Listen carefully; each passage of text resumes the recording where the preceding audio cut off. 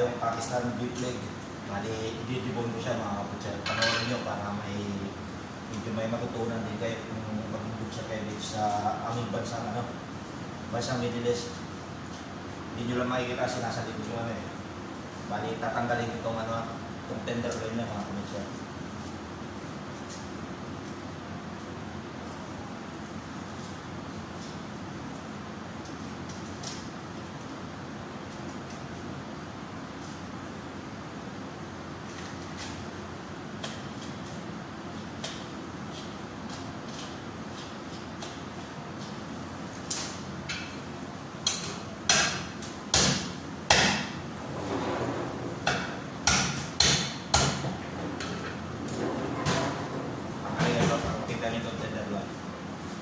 Bali, ito yung tenderloin, pinakamalambot na parts ng baka. Pantali natin itong tibon niya. Yan, ito bali itong beef chops niya, bali tibon to. Bali ito, totally tibon na itong mga kabutser. Kaya panoorin nyo para kahit paano may ang kayo.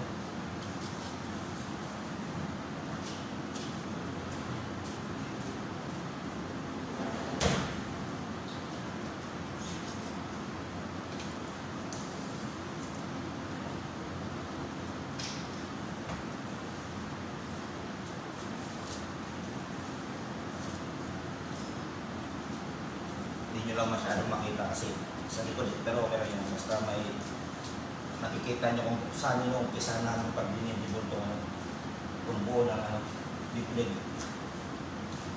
Tulad nito, malas na siya mga kabutser.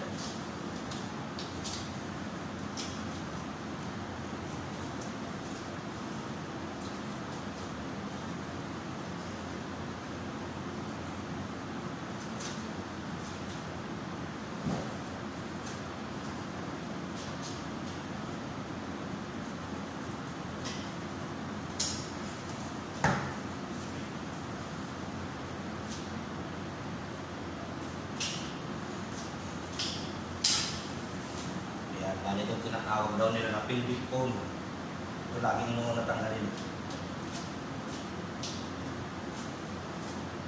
Ito mga kabutser. Matanggal nyo na ito, mabilis na na-pedibone. Itong kabuuan. Bali buo lang ito, medyo malaki ng mga kabutser. Hindi siya ginagawang by parts. Tinatanggal yung mga top side, shoulder side, eye round. Tsaka yung knuckle niya. Tsaka itong beef shank. Bali susunod itong beef shank mga kabutser. Ito yung beef shank dito, dinidibon din namin.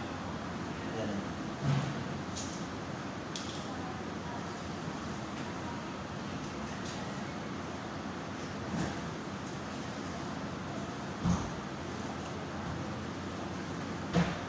Puro dibon talaga lang.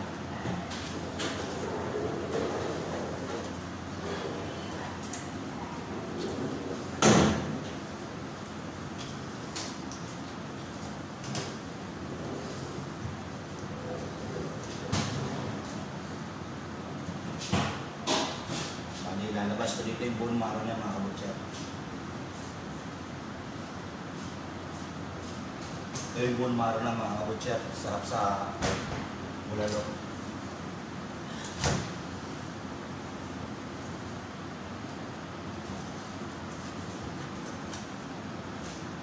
Yan mga kabutser.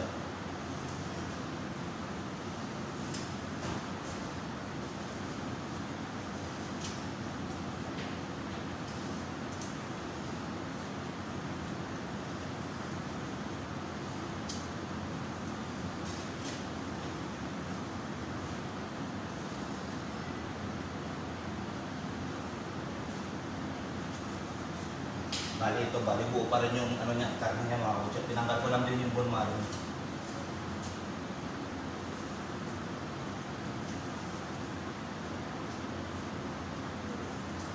Bali buo pa rin yung karne. Ganito yung estilo na pagdibon dito mga kabutser. Hindi yung nakikita nyo sa Euro. By parts na siya na lumalabas. So tingnan nyo. Yan. Bali ito na yung buo na baka niya. Yan, buo pa rin yung leg niya. Okay? Kaya hanggang dito na lang. Sana may matutunan kayo. God bless mga kabutcher.